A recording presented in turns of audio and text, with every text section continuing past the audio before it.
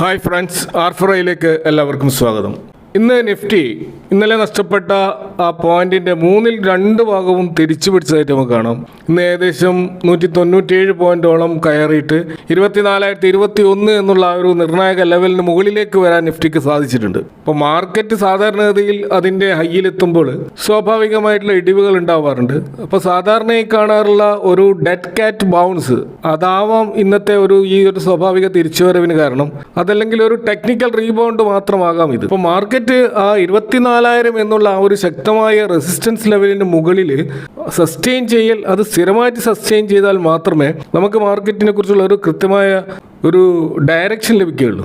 കാരണം ഈ ഒരു ലെവലിൽ FISും DISും വീണ്ടും വിൽക്കാൻ തുടങ്ങിയാൽ അതൊരു ബുൾ ട്രാപ്പായിട്ട് മാറാനുള്ള സാധ്യതയും നമുക്ക് തള്ളിക്കളയാൻ കഴിയില്ല. കാരണം ഇന്ന് ലാർജ് ക്യാപ്പ് സ്റ്റോക്കുകളിൽ ഉണ്ടായിട്ടുള്ള റിക്കവറി സ്മോൾ ക്യാപ്പിലും മൈക്രോ ക്യാപ്പിലും ഉണ്ടായതായിട്ട് നമ്മൾ കാണുന്നില്ല. കാരണം മൈക്രോ ക്യാപ്പ് ഇന്ന് ഫ്ലാറ്റ് ടു നെഗറ്റീവ് ക്ലോസിംഗ് ആണ് നൽകിയിരിക്കുന്നത്. അപ്പോൾ മൊത്തത്തിൽ 49% സ്റ്റോക്കുകൾ അഡ്വാൻസ് ചെയ്തപ്പോൾ 45% സ്റ്റോക്കുകളാണ് ഡിക്ലൈൻ ചെയ്തിട്ടുള്ളത്. അപ്പോൾ ആ അഡ്വാൻസ് ചെയ്ത സ്റ്റോക്കുകളുടെയും ഡിക്ലൈൻ ചെയ്ത സ്റ്റോക്കുകളുടെയും എണ്ണത്തിൽ ഒരു ബാലൻസിങ് ആയിട്ടുള്ള ഫിഗറാണ് നമ്മൾ കാണുന്നത്.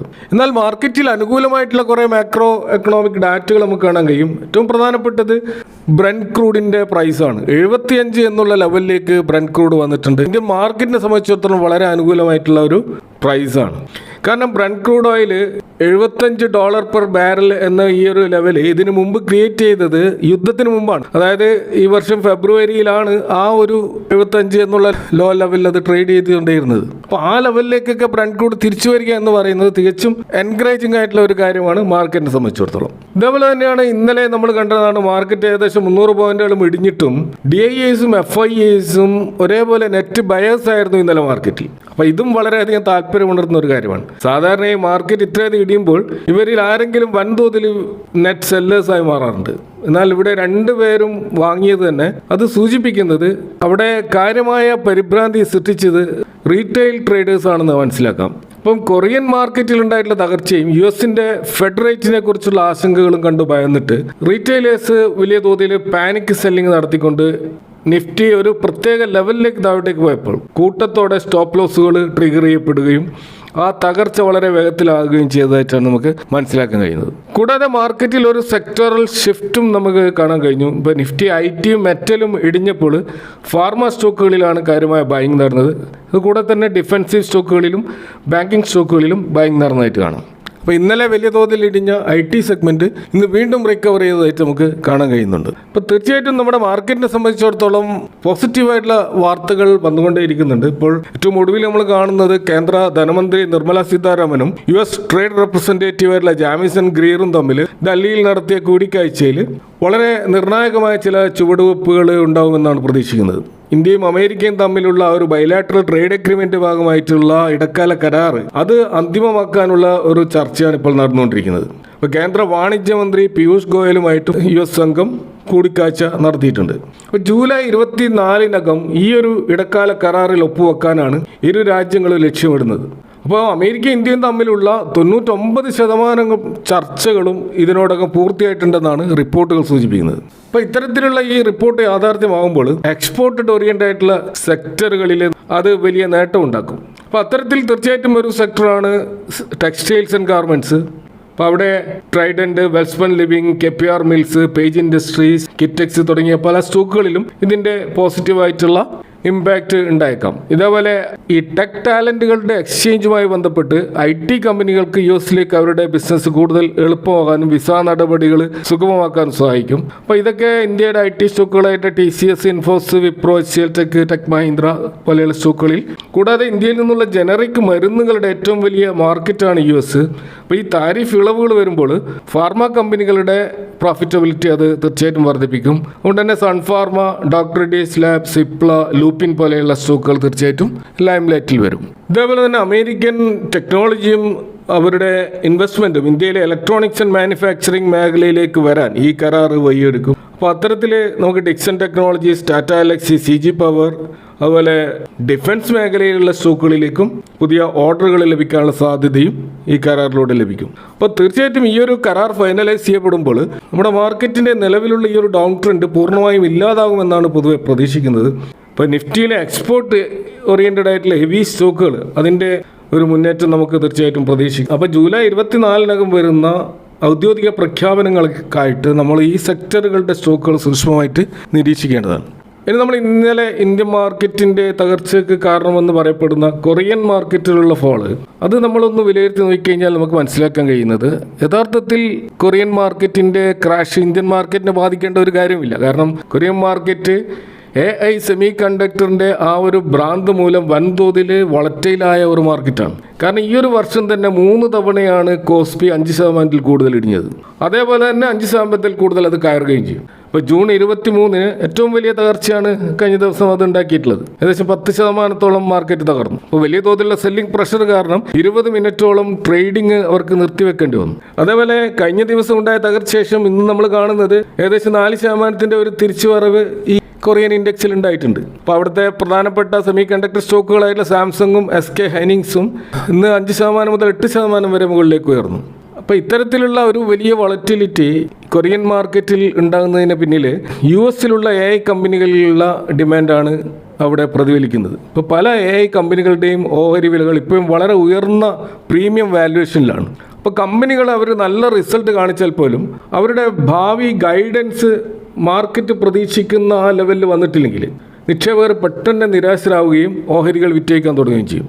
അപ്പോൾ ചെറിയ ഒരു ഗൈഡൻസിൻ്റെ കുറവ് പോലും വലിയ തകർച്ചകൾക്കാണ് കാരണമാകുന്നത്. നമുക്കറിയാം 2000 ഉണ്ടായിട്ടുള്ള .com ബബിളിനെ കുറിച്ച് നിക്ഷേപകർക്ക് വലിയ ഓർമ്മകളുണ്ട്. അന്ന് ഇൻ്റർനെറ്റ് കമ്പനികളുടെ പേരിൽ വലിയ തോതിൽ പണം നിക്ഷേപിക്കുകയും പിന്നീട് പല കമ്പനികളും തകരുകയും ചെയ്തിരുന്നു. അതുപോലെ ഇപ്പോൾ നടക്കുന്ന ഈ ഭ്രാന്തമായ AI തരംഗം ഒടുവിൽ തകരുമോ എന്ന ഭയം മാർക്കറ്റിൽ എപ്പോഴും ഉണ്ട്.